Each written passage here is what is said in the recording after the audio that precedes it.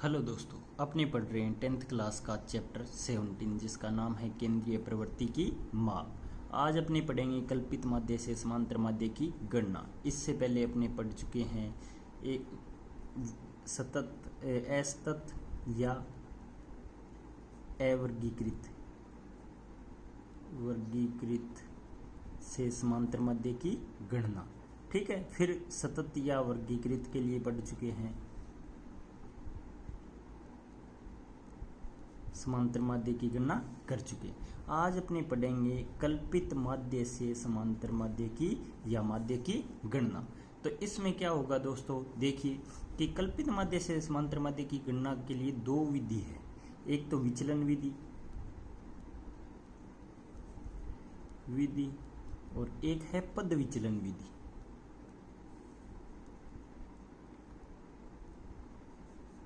विधि। अब देखिए बिल्कुल आसान विधियां हैं दोनों ही।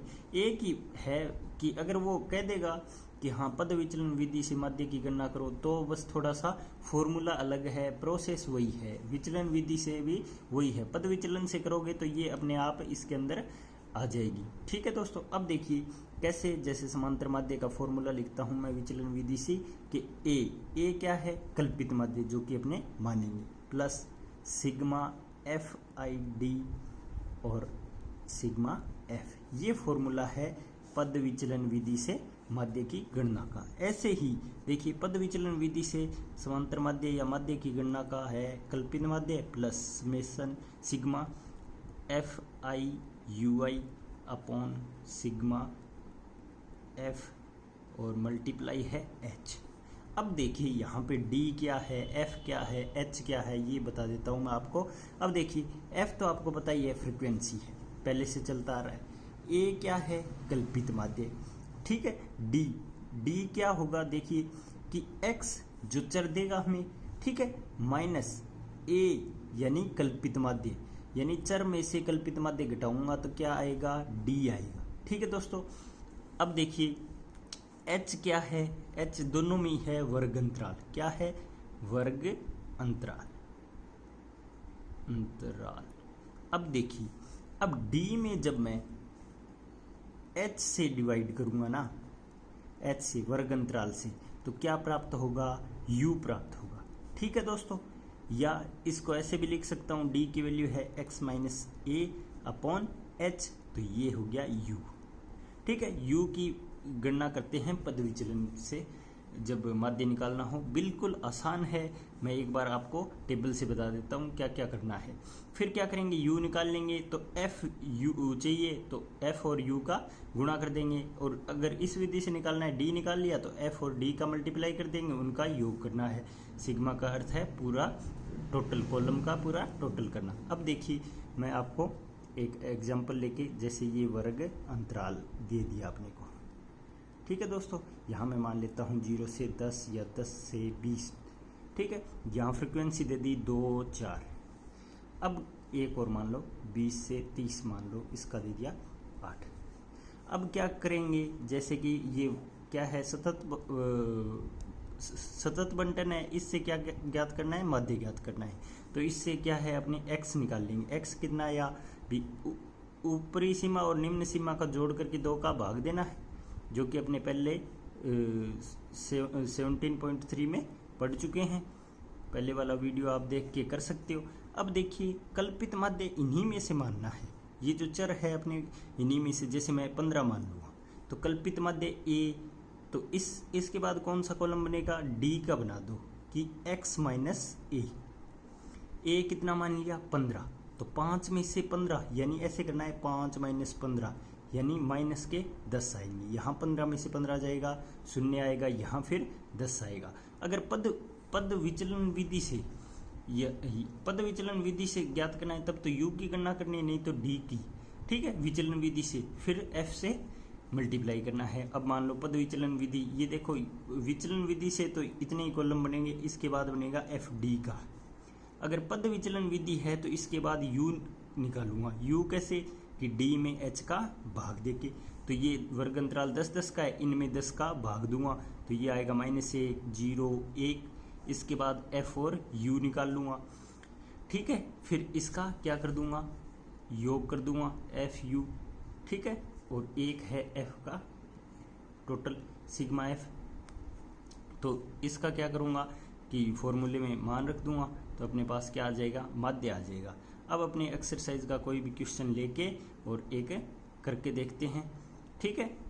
ये है अपना पद विचलन विधि का फॉर्मूला।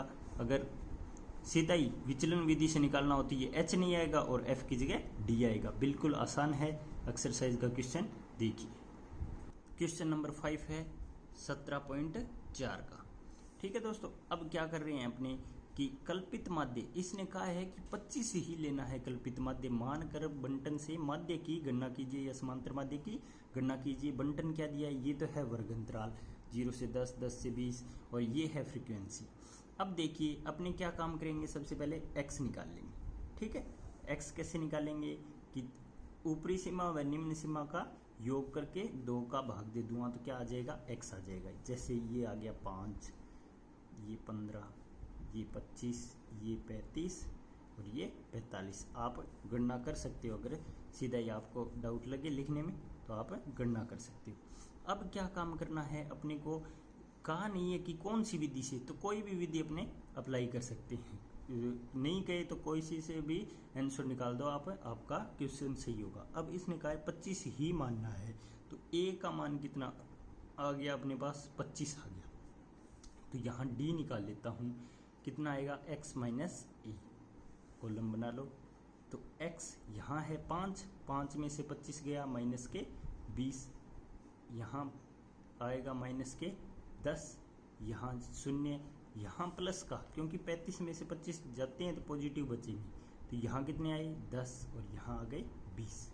अब देखिए दोस्तों, अगर पद विचलन विधि बोल दे तो ही u का मान निकालना है आपको। u का मान निकालने के लिए देखोगे कि अंतराल कितने का है, 10 का, वो होता है h का मान, और h से डिवाइड करोगे तो किसकी वैल्यू आ जाएगी, f की वैल्यू, u की वैल्यू आ जाएगी, सॉरी u की वैल्यू आने पे f से मल्टीप्लाई करके जोड़ कर दोगे। अपने करते हैं सीधा ही विचलन विधि से, ठीक है दोस्तों। अगर आप क्वेश्चन वो एक्सरसाइज में कोई भी क्वेश्चन नहीं हो पाए आपको और कोई भी विधि से आपको डाउट लगे तो आप मेरे से पूछ सकते हो। अब क्या करूँगा कि f और d निकाल लेता हूँ, ठीक है दोस्तों।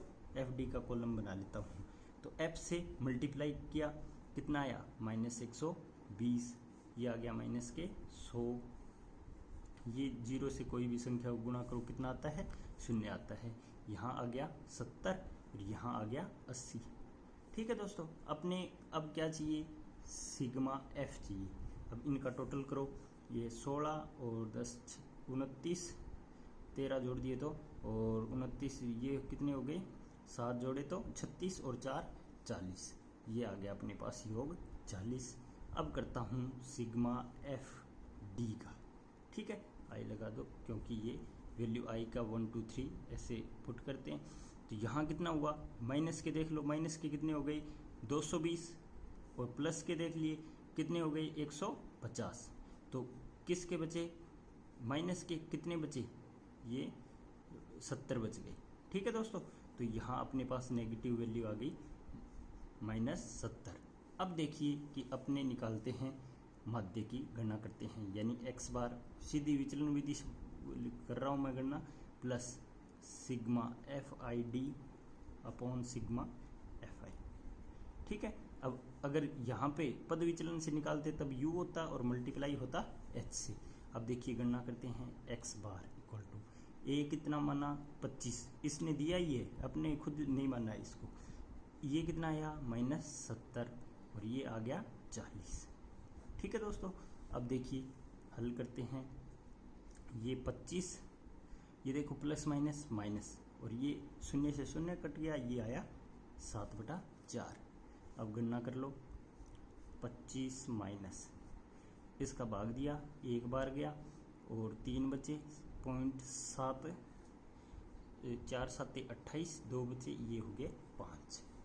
अब देखिए x बार, तो 25 में से घटाया 24 और ये हो गए 23.25, ठीक है दोस्तों।